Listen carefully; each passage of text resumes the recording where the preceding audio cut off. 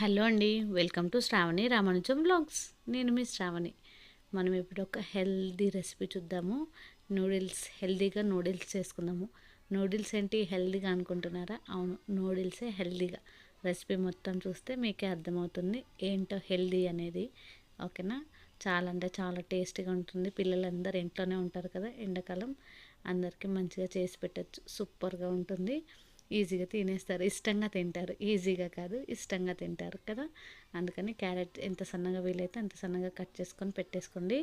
తర్వాత క్యాబేజ్ కూడా అంతే సన్నగా కట్ చేసుకోండి. క్యాబేజ్ వద్దు అనుకున్న వాళ్ళు క్యాప్సికమ్ని ఇంకా వేరే వెజిటేబుల్స్ని కూడా యాడ్ చేసుకోవచ్చు అనమాట. అంతే. ఓకేనా? ఎంత సన్నగా వీలైతే అంత సన్నగా మంచిగా కట్ చేసి పెట్టేసుకోండి. ఓకేనా? దాని తర్వాత మంచిగా నేను తీసుకునే అన్నీ ఏంటంటో చెప్తాను. పచ్చిమిర్చి, కరివేపాకు, ఉల్లిపాయ, క్యాబేజ్, క్యారెట్. తర్వాత సాసెస్ అండి, soya sauce, chilli sauce, vinegar, ఉప్పు, కారం, నూడిల్స్ అండి. ఇంకా అంతే అరేంజ్మెంట్స్ అన్నీ అయిపోయాయి. కుకింగ్కి వెళ్ళిపోదాం.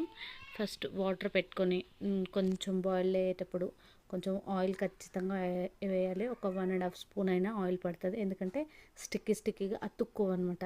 మనం నార్మల్గా నూడిల్స్ దాంట్లో వేసేస్తే తీసేటప్పుడు అన్నీ అతుక్కొని ముద్దలా అయిపోతాయి. ఆయిల్ వేసారనుకోండి దానికి విడివిడిగా నీట్గా బయటకు వచ్చేస్తాయి అన్నమాట. షాప్లో ఎలా చూస్తాం అలా వచ్చేస్తాయి. అందుకోసం ఆయిల్ ఖచ్చితంగా వాటర్ పెట్టాలి, ఆయిల్ కూడా వేయాలి. తర్వాత ఒక 2 పొంగులు రానివ్వాలి.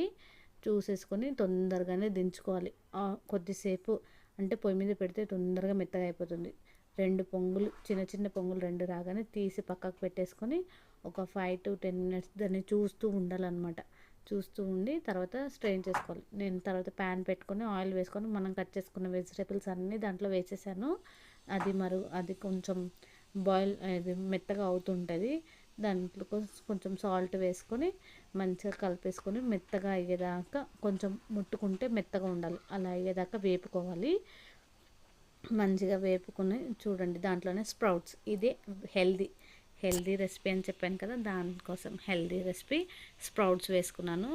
ఏం కాదు, పిల్లలకి అన్నీ నూడిల్స్ అయితే ఈజీగా తింటారు. దాంట్లో స్ప్రౌట్స్ వేస్తే ఇంకా ఈజీగా తింటారండి.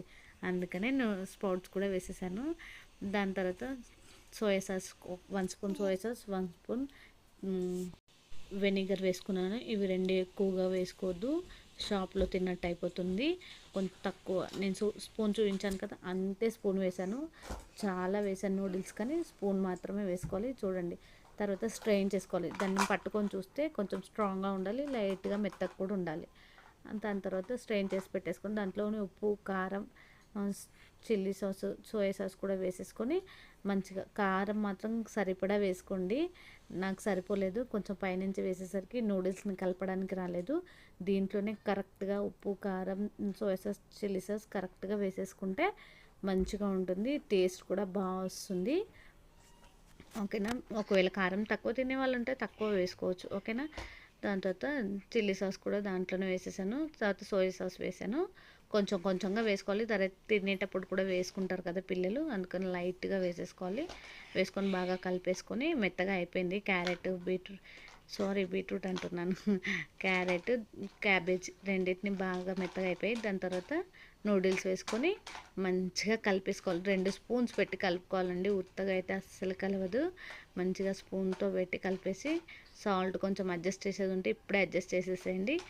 కంప్లీట్ అయిపోతుంది నూడిల్స్. ఇంకా అంతే. ఇవి ఒక 10 to 15 minutes లైట్గా కలుపుతూ దాంట్లో మనం వేసిన వెజిటేబుల్స్ అన్నీ దాంట్లో కలిసేలాగా కలిపేసుకొని సాస్ పైనుంచి కొంచెం జల్లేసి ఇంకా మంచిగా తీసి సర్వ్ చేసుకోవడమే. 10 to 15 minutes మాత్రం ఖచ్చితంగా వేడవ్వాలి.